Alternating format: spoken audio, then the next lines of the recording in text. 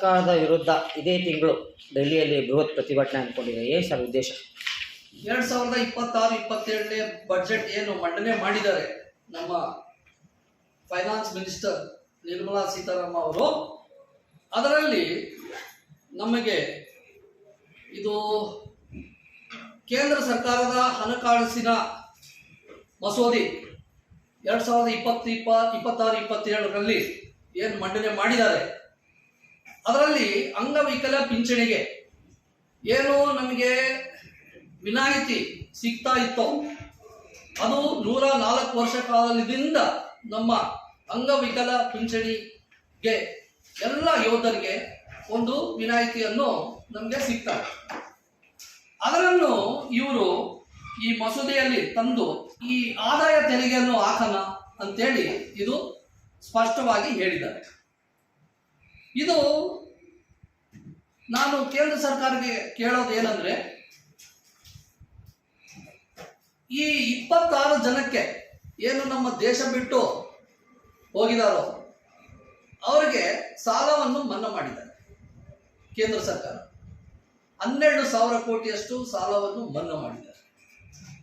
ಎರಡನೇದು 21-22 ಸಾವಿರದಲ್ಲಿ ನಮ್ಮ ಕೇಂದ್ರ ಬಜೆಟ್ ಮಂಡನೆ ಮಾಡಿದಾಗ ಕಾರ್ಪೊರೇಟ್ ಟ್ಯಾಕ್ಸ್ ಅನ್ನೋದನ್ನು ಕಡಿಮೆ ಮಾಡಿದ್ದಾರೆ, 31%ಲಿಂದ 21%.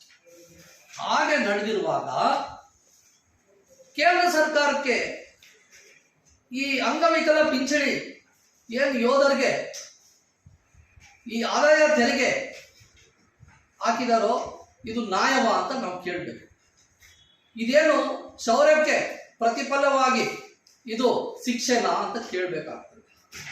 ಸೊ ಹಾಗಾಗಿ ನಾವು ಕಂಪ್ಲೀಟ್ ಸೈನಿಕರು ಮತ್ತು ಮಾಜಿ ಸೈನಿಕರು ಸಮುದಾಯ ಕೇಂದ್ರ ಸರ್ಕಾರಕ್ಕೆ ನಾವು ಇದನ್ನು ಖಂಡಿಸುತ್ತೇವೆ.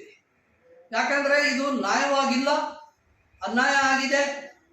ಮತ್ತು ಏನು ನಮ್ಮ ಸೈನಿಕರು ಗಡಿಯಲ್ಲಿ ಕೆಲಸ ಮಾಡಿಬಿಟ್ಟು ಅಂಗಗಳನ್ನು ಕಳ್ಕೊಂಡಿರ್ತಾರೋ ಸೇವಾ ಅವಧಿಯಲ್ಲಿ, ಅವರಿಗೆ ಇದು ಶಿಕ್ಷೆಯನ್ನು ಕೊಡ್ತಾ ಇದ್ದಾರೆ. ಇದರಿಂದ ನಮ್ಮ ಸರ್ಕಾರಕ್ಕೆ ಒಂದು 150ರಿಂದ 200 ಕೋಟಿಯಷ್ಟು ಹಣ ಬರ್ಬೋದು. ಬಟ್ ಆದರೆ ಇದು ಸರಿಯಾನಾ ಅಂತ ಕೇಳಬೇಕು.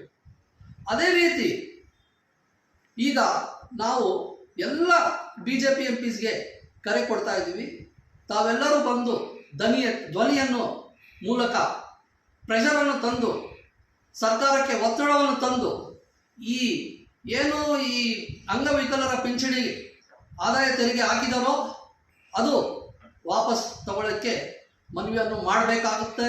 ನಮ್ಮ ಸೈನಿಕರು, ಮಾಜಿ ಸೈನಿಕರು ಮತ್ತು ನಾನು ಎಲ್ಲ ನಾಗರಿಕರಿಗೆ ವಿನಂತಿಯನ್ನು ಕೇಳ್ಕೊಳ್ಳೋದೇನೆಂದರೆ, ನಾವು 11ನೇ ತಾರೀಕು ಮಾರ್ಚು 2026 11 ಗಂಟೆಗೆ ಜಂತರ್ ಮಂತರದಲ್ಲಿ ಪ್ರತಿಭಟನೆ, ಮಹಾ ಬೃಹತ್ ಪ್ರತಿಭಟನೆ ಮಾಡ್ತಾ ಇದ್ದೀವಿ. ಇದಕ್ಕೆ ತಾವೆಲ್ಲರೂ ಬನ್ನಿ, ಪಾಲ್ಗೊಳ್ಳಿ ಮತ್ತು ಕೇಂದ್ರ ಸರ್ಕಾರಕ್ಕೆ ನಾವು ಒತ್ತಡ ತರಬೇಕಾಗ್ತದೆ. ಮತ್ತು ನಿಮಗೆ ಇಲ್ಲಿ ಇನ್ನೊಂದು ಅಂಶ ಹೇಳಬೇಕಂದ್ರೆ, ನಮ್ಮ ಕರ್ನಾಟಕ ರಾಜ್ಯದಲ್ಲಿ ಅಬಕಾರಿ ಇಲಾಖೆ ಒಂದು ಟ್ಯಾಕ್ಸ್ ಅನ್ನು ಹಾಕಲಿಕ್ಕೆ ಪ್ರಪೋಸಲ್ ಆಗಿತ್ತು. ಅಬಕಾರಿ ಇಲಾಖೆ ಒಂದು ಟ್ಯಾಕ್ಸ್ ಎಕ್ಸೈಸ್ ಡ್ಯೂಟಿಯನ್ನು CSD ಕ್ಯಾಂಟೀನ್ಗಳಿಗೆ ಹಾಕಬೇಕಂತೇಳಿ ಒಂದು ಪ್ರಸ್ತಾವನೆ ನಡೀತಿತ್ತು. ಅದು ನಾವು ಮನವಿ ಮಾಡಿದಾಗ ನಮ್ಮ ಸನ್ಮಾನ್ಯ ಮುಖ್ಯಮಂತ್ರಿ ಸಿದ್ದರಾಮಯ್ಯ ಅವರು ಮತ್ತು ಸನ್ಮಾನ್ಯ ಉಪಮುಖ್ಯಮಂತ್ರಿ DK ಶಿವಕುಮಾರ್ ಸಾಹೇಬರು ಇದನ್ನು ಮನವಿಯನ್ನು ತಗೊಂಡು ಮತ್ತು ಅಂದೇ ಆವತ್ತಿನ ದಿವಸನೇ ಅವರು ಹಿಂದಲೇ ಅವರು ಸ್ಪಷ್ಟವಾಗಿ ಹೇಳಿ, ನಾವು ಸೈನಿಕರಿಗೆ ತೆರಿಗೆ ಹಾಕಲ್ಲ ಅಂತ ಹೇಳಿ ಘೋಷಣೆ ಮಾಡಿದರು. ಇದರಿಂದ ಸರ್ಕಾರಕ್ಕೆ ಒಂದು 1200 ಕೋಟಿ ಸಾಲದಲ್ಲಿ. ಬಟ್ ಆದರೂ ಯಾಕೆ ಮಾಡಿಲ್ಲ ಅಂದರೆ, ಅವರಿಗೆ ಸೈನಿಕರ ಬಗ್ಗೆ ಒಂದು ಭಾವನೆ, ಯಾಕಂದರೆ ಅವರು ದೇಶ ಸೇವೆ ಮಾಡಿರ್ತಾರೆ, ಗಡಿಯಲ್ಲಿ ಇರ್ತಾರೆ. ಸೊ ಅವ್ರಿಗೆ ಒಳ್ಳೇದಾಗಬೇಕಂತೇಳಿ ಇದು ಅವರು ತೆರಿಗೆಯನ್ನು ವಾಪಸ್ ತಗೊಂಡು. ಸೊ ಅದೇ ರೀತಿಯಲ್ಲಿ ನಮ್ಮ ಕೇಂದ್ರ ಸರ್ಕಾರ ಯಾಕೆ ಈ ಕ್ರೂರತನ, ಯಾಕೆ ಸೌಲಭ್ಯದ ಮೇಲೆ ತೆರಿಗೆ ಹಾಕ್ತಾ ಇದ್ದಾರೆ ಅನ್ನೋದು ಒಂದು ಪ್ರಶ್ನೆ. ಹಾಗಾಗಿ ನಾವು ಇದ್ರ ಬಗ್ಗೆ ಎಲ್ಲರೂ ವಿರೋಧಿಸ್ಪಡಬೇಕು. ಯಾಕಂದರೆ ಇದು ಅನ್ಯಾಯ ಇದು ಸಂವಿಧಾನ 14(21) ಅಡಿಯಲ್ಲಿ ಕೂಡ ಇದು ದೊಡ್ಡ ಅನ್ಯಾಯ ಅಂತ ಹೇಳಿ ನಾವು ಹೇಳಬೇಕಾಗ್ತದೆ. ಸರ್, ಕೇಂದ್ರ ಸರ್ಕಾರ ಯಾಕೆ ಈ ದುರಂತ ಸಮಸ್ಯೆಗಳು ನೋಡಿ, ನಿಮ್ದು ಎಕ್ಸ್ ಸರ್ವಿಸ್ ಮ್ಯಾನ್ ಹ್ಯಾಂಡಿಕ್ಯಾಪ್ ದುಡ್ಡು ಸಹ ಟ್ಯಾಕ್ಸ್ಗೆ ಒಳಪಡಿಸ್ತಾ ಇದ್ದಾರೆ ಸರ್. ಇದೆಷ್ಟು ದೊಡ್ಡ ಸಮಸ್ಯೆ. ಆ ದುಡ್ಡು ಇಲ್ವಾ ಕೇಂದ್ರ ಸರ್ಕಾರದ ಹತ್ರ? ಅದೇ ರೀತಿಯಲ್ಲಿ ನಾನು ಅದೇ ಹೇಳಬೇಕಾಗ್ತದೆ. ಕೇಂದ್ರ ಸರ್ಕಾರ 26 ಜನ ಏನು ದೇಶ ಬಿಟ್ಟು ಹೋಗಿದಾರೋ ಅದರಲ್ಲಿ 25 ಜನ ಗುಜರಾತಿ. 12,000 ಕೋಟಿ ಸಾಲವನ್ನು ಮನ್ನಾ ಮಾಡಿದ್ದಾರೆ. ಮತ್ತು ಅದಲ್ಲದೆ ಕಾರ್ಪೊರೇಟ್ಸ್ಗೆ ಒಂದು ಬಜೆಟ್ನಲ್ಲಿ ರಿಯಾಯಿತಿ ಕೊಟ್ಟು ಒಂದು ತೆರಿಗೆಯನ್ನು 31%ರಿಂದ 21% ಮಾಡಿದ್ದಾರೆ, 10%. ಇದು ಸರ್ಕಾರ ಇಲ್ಲಿ ನೋಡೋದಾದ್ರೆ ಸಾಮಾನ್ಯ ಜನರಿಗೆ ನೋಡ್ತಾ ಇಲ್ಲ, ಒಂದು ಯೋಧರಿಗೂ ನೋಡ್ತಾ ಇಲ್ಲ ಸರಿಯಾಗಿ.